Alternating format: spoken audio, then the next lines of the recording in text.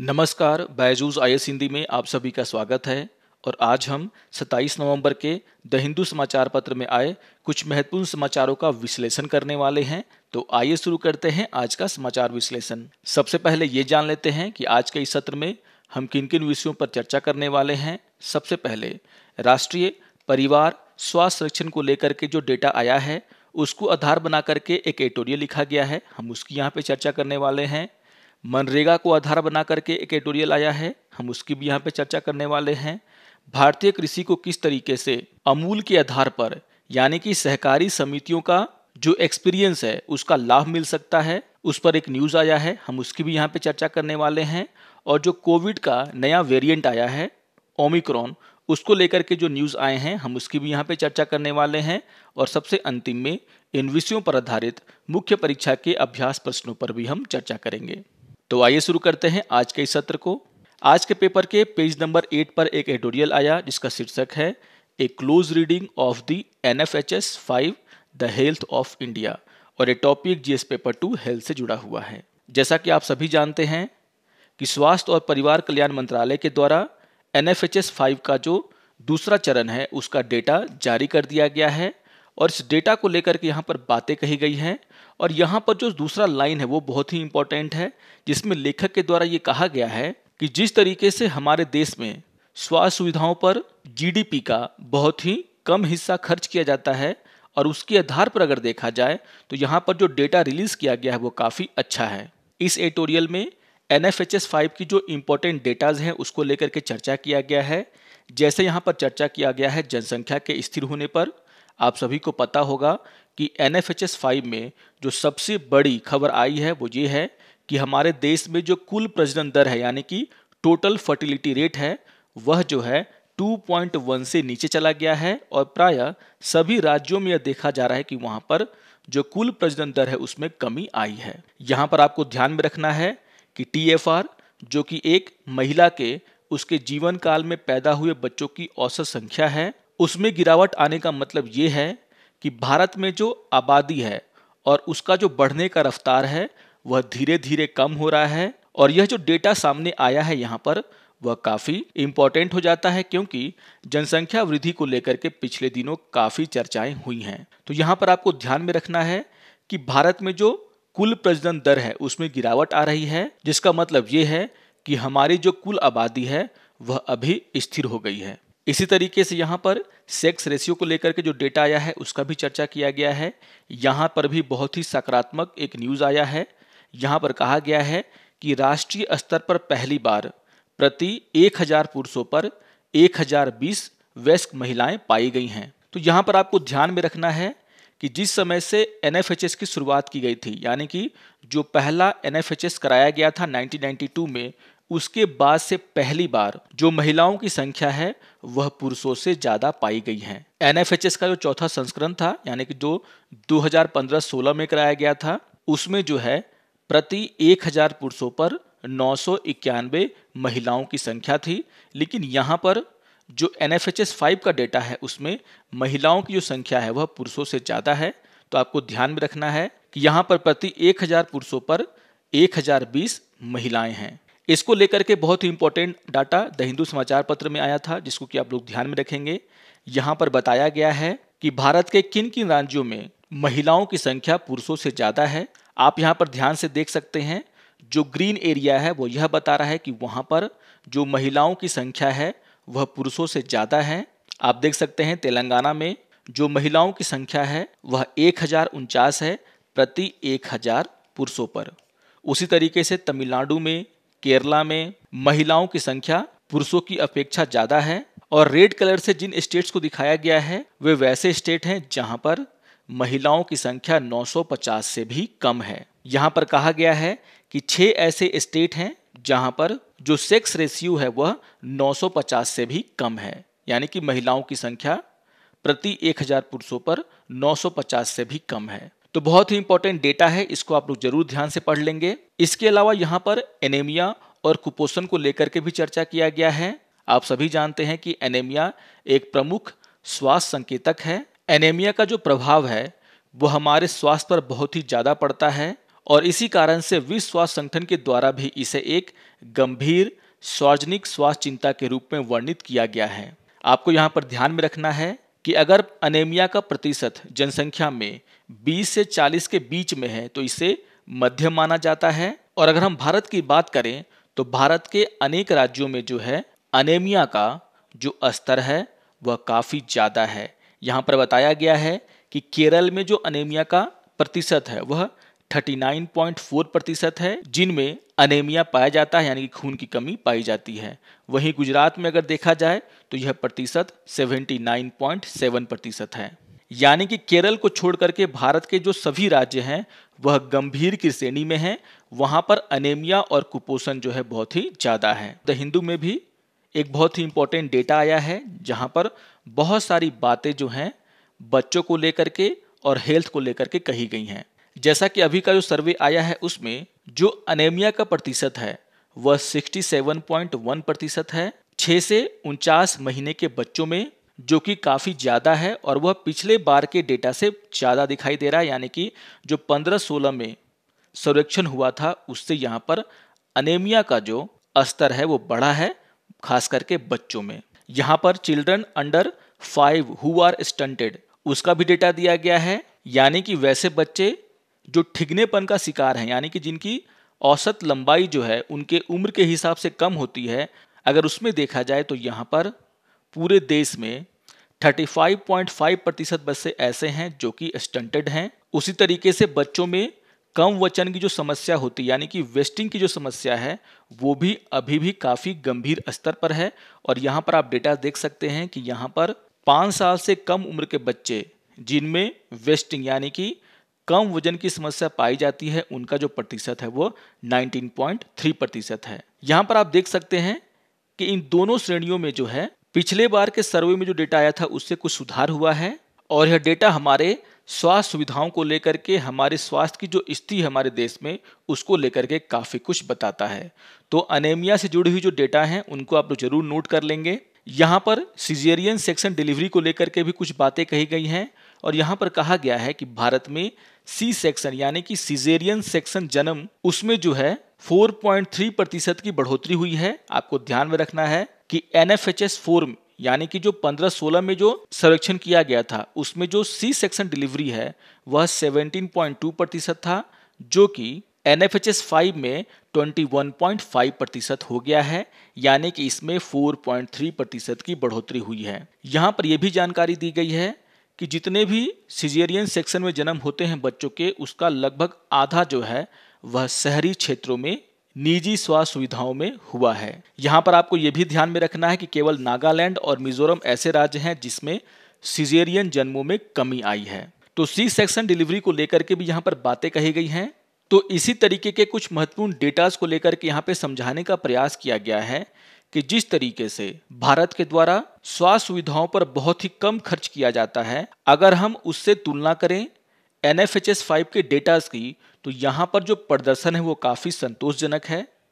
हालांकि यहाँ पर अनीमिया को लेकर के जो बातें कही गई हैं जिसमें कि बढ़ोतरी देखी जा रही है वह एक चिंता का विषय है। और यहाँ पर बहुत लोगों के द्वारा ये कहा गया है कि जिस तरीके से कोविड-19 के दौरान जो लॉकडाउन लगाया गया और उसके कारण लोगों के इनकम में जो कमी आई है उसका असर लोगों के स्वास्थ्य सुविधाओं पर दिखा है। बहुत सारे लोगों की पहुंच अच्छे खानों तक कम हुई है, जिसके कारण अनीमिया का जो स्तर है चाहे वो बच्चों में हो, चाहे वो महिलाओं में हो, चाहे वह पुरुषों में हो, उसमें बढ़ोतरी देखी जा रही है। और यहाँ पर जो सी सेक्शन बर्थ होते हैं यानी कि जो सिजेरियन बर्थ होते हैं उनको लेकर के भी चिंता जाहिर की गई है। यहाँ पर जिस तरीके से कहा गया है कि प्राइवेट हेल्थ फैसिलिटी में 47.5% जो बच्चे हैं वह सिजेरियन यानी कि ऑपरेशन के द्वारा जन्म ले रहे हैं, जबकि अगर हम पब्लिक हेल्थ फैसिलिटी में देखें तो मात्र 14.3% बच्चों का जन्म जो है वह सिजेरियन के माध्यम से हो रहा है। तो यह बतलाता है कि किस तरीके से जो प्राइवेट हेल्थ फैसिलिटीज़ हैं वह पैसा बनाने के लिए जानबूझ करके सिजेरियन के थ्रू बच्चों को जन्म दिलवा रही हैं, जो कि एक खराब ट्रेंड को सेट कर रहा है। तो इस तरह की जो बातें हैं वो भी यहाँ पर सामने रखी गई हैं। ओवरऑल यहाँ पर जो NFHS 5 का डेटा है उसको लेकर के संतोष जाहिर किया गया है, लेकिन अनीमिया और माल न्यूट्रिशन को लेकर के यहाँ पर चिंताएं जाहिर की गई हैं। और अंतिम में ये कहा गया है, जिस तरीके से हमारे देश में गरीबों को स्वास्थ्य सुविधाएं बहुत ही आसानी से उपलब्ध नहीं हो पाती, उस स्थिति को यहाँ पर बदलने की आवश्यकता है। आइए एक और न्यूज़ की हम यहाँ पे चर्चा कर लेते हैं। आज के पेपर के पेज नंबर 8 पर एक एडिटोरियल आया जिसका शीर्षक है सौरभ द लाइफलाइन, और ये टॉपिक जीएस पेपर 2 गवर्नेंस से जुड़ा हुआ है। यहाँ पर मनरेगा को लेकर के चर्चाएं की गई हैं और कहा गया है कि यह रिपोर्ट मिलने के बाद कि राज्यों के पास मनरेगा के लिए मजदूरी और सामग्री पर खर्च करने के लिए धन की कमी हो गई है, उसको देखते हुए सरकार के द्वारा मनरेगा में राज्यों को 10,000 करोड़ देने की घोषणा की गई। यहाँ पर कहा गया है कि हालांकि ये जो आवंटन है वह 5 नवंबर को किया गया था, लेकिन 25 नवंबर को जो मनरेगा योजना की वित्तीय विवरण सामने आया है उसमें अभी भी ये कहा जा रहा है कि मनरेगा में 9,888 करोड़ की धनराशि की कमी है, जो यह दर्शाता है कि इतने रुपए देने के बाद भी जितना डिमांड है पैसों का मनरेगा में, उसमें जो है अभी भी कमी है, उसको अभी भी पूरा नहीं किया जा सका है। यानी कि सरकार के द्वारा जो मनरेगा के लिए धन का आवंटन किया गया है वह नाकाफी है, और बहुत सारे राज्यों में मनरेगा में फंड की कमी देखी जा रही है। और इसी को लेकर के यहाँ पे चर्चा किया गया है और कहा गया है कि जिस तरीके से कोविड-19 के दौरान मनरेगा के द्वारा लोगों को जॉब दिया गया, उसको देखते हुए सरकार को इस वित्तीय वर्ष में जो केंद्रीय बजट आया था उसमें मनरेगा पर ज्यादा व्यय करना चाहिए था, उसमें ज्यादा धन का आवंटन करना चाहिए था। लेकिन यहाँ पर सरकार के द्वारा मनरेगा में कम धन का आवंटन किया गया, जिससे कि अब यहाँ पर मनरेगा में धन की कमी महसूस हो रही है। यहाँ पर इस बात की ओर भी इशारा किया गया है कि जिस तरीके से ग्रामीण क्षेत्रों में मनरेगा में काम करने वालों की संख्या बढ़ी है, वह यह बताता है कि हमारे ग्रामीण क्षेत्रों में कोविड का जो असर है वह काफी गहरा पड़ा है, और इसके असर को कम करने में मनरेगा जैसी जो योजनाएं हैं वो काफी कारगर हैं, और इसीलिए सरकार को जो है मनरेगा में ज्यादा बजट का आवंटन करना चाहिए। यहाँ पर यह भी कहा जा रहा है कि धन में कमी के कारण वैसे लोग जिन्होंने पहले ही मनरेगा के अंतर्गत काम किया है उनके भुगतान में भी देरी हो रही है, जो कि अच्छी स्थिति का निर्माण नहीं करता है। यहाँ पर कहा गया है कि महामारी के लॉकडाउन के दौरान गाँव में जो व्यवसाय है वो ठप हो गया, बहुत सारे लोग जो है जो बाहर कमाने गए थे वो भी वापस आए। इस कारण से भारत का जो ग्रामीण इलाका है वहाँ पर रोजगार की बहुत ज़्यादा कमी देखी जा रही है, और इस कारण से मनरेगा जो है वह रोजगार और मजदूरी के लिए एक लोकप्रिय तरीका साबित हुआ है। और मनरेगा के माध्यम से महामारी के दौरान आर्थिक संकट से जूझ रहे ग्रामीण परिवारों को बहुत ही ज्यादा फायदा हुआ है, क्योंकि यहाँ पर लोगों को कम से कम 100 दिन का रोजगार साल भर में मिल जाता है। लेकिन यहाँ पर यह भी कहा गया है कि धन की कमी होने के कारण बहुत सारे राज्य जो हैं वो बहुत सारे लोगों को 100 दिनों का काम भी नहीं दे पा रहे हैं, जिसे कि उचित नहीं ठहराया जा सकता।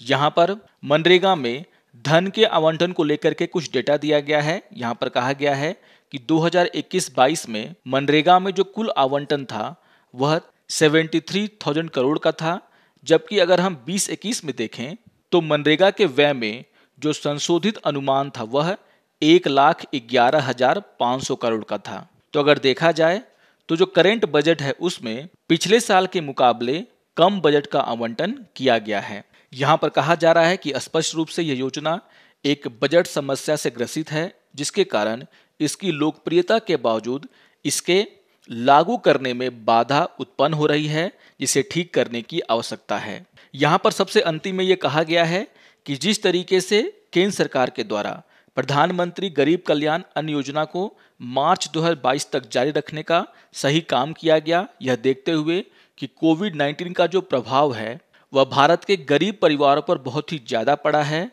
उसी तरीके से सरकार को जो है मनरेगा को भी मजबूत करना चाहिए, यहाँ पर जो है ज़्यादा धन का आवंटन करना चाहिए, जिससे कि ग्रामीण परिवारों को बेरोजगारी से मुक्ति मिल पाए और यहाँ पर कम से कम उनके पास 100 दिनों का काम मौजूद हो। तो बहुत ही इंपॉर्टेंट बातें यहाँ पर कही गई हैं, और यहाँ पर इस मुद्दे को उठाया गया है कि कोविड-19 की जो समस्या चल रही है इस दौरान जिस तरीके से लोगों का व्यवसाय खत्म हुआ है, खास करके ग्रामीण क्षेत्रों में जो नौकरियों में कमी देखी जा रही है, उसको देखते हुए हमें मनरेगा को और मजबूत करने की जरूरत है, जिससे कि ग्रामीण परिवारों को और गरीब परिवारों को एक निश्चित दिनों तक हम व्यवसाय दे पाएं। तो इम्पोर्टेंट एडिटोरियल है, इसको भी आप लोग ध्यान से पढ़ लेंगे।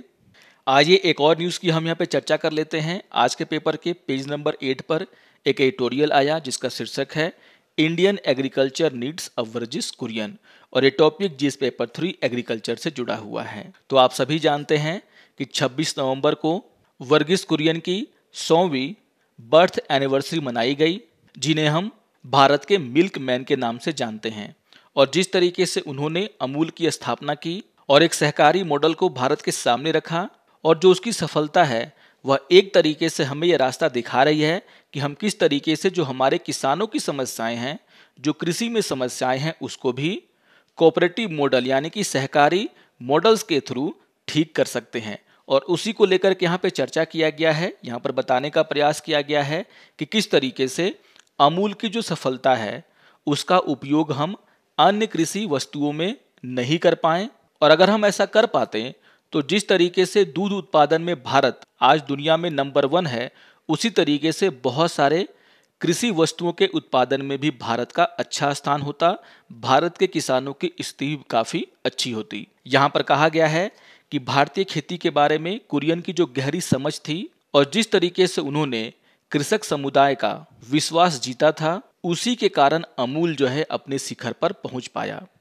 यहाँ पर कहा गया है कि बहुत सारे लोग वर्गीस कुरियन को बाहरी मानते थे। बाहरी कहने का मतलब यहाँ पर यह है कि उन्हें ऐसा व्यक्ति समझा जाता था जिन्हें कि कृषि का कोई भी ज्ञान नहीं है, क्योंकि वह केरल के रहने वाले थे। उनका जो जन्म है वह एक उच्च मध्यवर्गीय ईसाई परिवार में हुआ था। उन्होंने विदेश जाकर के मेटलर्जी में जो है पढ़ाई किया था, और मेटलर्जी जो है किसी भी तरीके से कृषि से नहीं जुड़ा हुआ है। और इसी को देखते हुए बहुत सारे लोगों का ये मानना था कि वर्गीस कुरियन को जो है कृषि का कोई भी ज्ञान नहीं है। लेकिन उन्होंने जिस तरीके से अमूल की स्थापना की और उसे अपने शिखर पर पहुंचाया, और सिर्फ उसे ही नहीं, पूरे देश में जो दुग्ध उत्पादन है उसमें एक क्रांति ला दी, उससे हम समझ सकते हैं कि किस तरीके से वर्गीस कुरियन को जो है भारतीय किसानों की और भारतीय कृषि की गहरी समझ थी। यहाँ पर सहकारी मॉडल का जिक्र किया गया है। यहाँ पर यह बताया गया है कि किस तरीके से कुरियन को जो है सहकारी मॉडल पर बहुत ही ज़्यादा विश्वास था, और इसीलिए उन्होंने अमूल को ना तो कोई प्राइवेट कंपनी में बदला, ना ही सरकारी कंपनी में बदला, बल्कि एक सहकारी मॉडल का उपयोग करते हुए अमूल को देश का जो है सबसे नंबर 1 ब्रांड बनाया। जैसा कि यहाँ पर कहा गया है कि उन्होंने तय किया था कि अमूल ना तो सार्वजनिक क्षेत्र के उपक्रम के रूप में विकसित होगा और ना ही एक निजी कॉर्पोरेट इकाई के रूप में अपनी पहचान स्थापित करेगा। उनका मानना था कि सहकारी मॉडल ही गुजरात के दूध उत्पादकों के हित में है, और उन्होंने इसी को लेकर के अमूल को आगे बढ़ाया। यहाँ पर यही बताया गया है कि वर्गीस कुरियन को भारत के ब्यूरोक्रेसी में विश्वास नहीं था। उसी तरीके से जो निजी कॉर्पोरेट होते हैं वह सिर्फ अपने फायदे के लिए काम करते हैं, इसीलिए वर्गीस कुरियन ने सहकारी मॉडल को अपनाया। यहाँ पर बताया गया है कि सहकारी मॉडल के लिए कुरियन का जो आकर्षण था वह गरीबी उन्मूलन और सामाजिक परिवर्तन पर गांधीवादी सोच से बहुत ही ज़्यादा प्रभावित था। आप सभी जानते हैं कि महात्मा गांधी के द्वारा ये कहा गया था कि what the world needs is not a mass production but production by the masses, यानी कि दुनिया को जिस चीज़ की जरूरत है वह बड़े पैमाने पर उत्पादन का नहीं, बल्कि जनता के द्वारा उत्पादन का है, जिससे कि लोगों को रोजगार मिल सके। और इसी सोच के साथ वर्गीस कुरियन ने सहकारी मॉडल को आधार बना करके अमूल को आगे बढ़ाया। और आप सभी जानते हैं कि अमूल भारत के सबसे प्रसिद्ध खाद्य ब्रांडों में से एक बना हुआ है, और अन्य जो डेयरी सहकारी समितियां हैं जैसे कर्नाटक में नंदिनी, तमिलनाडु में आवनी और पंजाब में वेरका, उनके लिए प्रेरणा का स्रोत बना हुआ है। यहाँ पर इस बात को लेकर के चर्चा की गई है कि भारत में अमूल की सफलता के बावजूद कृषि के अन्य भागों में इसका जो है उपयोग नहीं किया गया। अगर हम ऐसा कर पाते तो हमारे जो लाखों किसान हैं उनको यहाँ पर फायदा होता, और उन्हें अभी भी अपने अस्तित्व की लड़ाई के लिए संघर्ष नहीं करना पड़ता। जैसा कि आप सभी जानते हैं कि अमूल के माध्यम से भारत में लाखों लोगों को रोजगार मिलता है। अगर हम इस तरह की व्यवस्था कृषि के अन्य उत्पादों में विकसित कर पाते तो यहाँ पर किसानों का भला हो पाता, उनका जो आमदनी है वो भी बहुत ही बढ़ जाता। यहाँ पर भारत में जो डिजिटल क्रांति है उसको लेकर के भी चर्चा किया गया है और कहा गया है कि भारत में जो डिजिटल क्रांति आई है उसमें कहीं ना कहीं हमने कृषि को पीछे छोड़ दिया है। हम भारत में स्मार्ट शहरों को बनाने की बात करते हैं, ना कि स्मार्ट गांवों को बनाने की बात करते हैं। हमारे गांव की हालत आप जानते ही हैं। तो यहाँ पर हमें स्मार्ट शहरों के साथ साथ स्मार्ट गांव को भी बनाने की बात करनी चाहिए। और यहाँ पर कहा गया है कि भारत में अभी भी किसानों के द्वारा आत्महत्या की जाती है, जो कि असामान्य नहीं है। यहाँ पर कमियों का भी जिक्र किया गया है कि आखिर क्यों जो सहकारिता आंदोलन था उसका उपयोग कृषि के अन्य उत्पादों में नहीं किया जा सका। यहाँ पर कहा गया है कि भारत में जो सहकारिता आंदोलन है वह पेशेवर प्रबंधन की कमी, पर्याप्त वित्त और प्रौद्योगिकी के खराब अपनाने के कारण उसे नुकसान उठाना पड़ा है। यानी कि यहाँ पर प्रबंधन की कमी है, वित्त की कमी है, नए प्रौद्योगिकियों की कमी है, जिसके कारण जो सहकारिता आंदोलन है हमारे देश में वो काफ़ी कमज़ोर हुआ है। महामारी का जिक्र करते हुए यहाँ पर कहा गया है कि महामारी ने हमारे देश में शहरी ग्रामीण विभाजन को और गहरा कर दिया है। गरीब लगातार गरीब होते जा रहे हैं और अमीरों के पास जो पैसा है वो लगातार बढ़ता जा रहा है। अगर हम ग्रामीण भारत की बात करें जहाँ पर लोग कृषि पर निर्भर करते हैं, वहाँ पर जो आमदनी है वो खत्म हो रही है और देश जो है एक गंभीर मानवीय त्रासदी का सामना कर रहा है।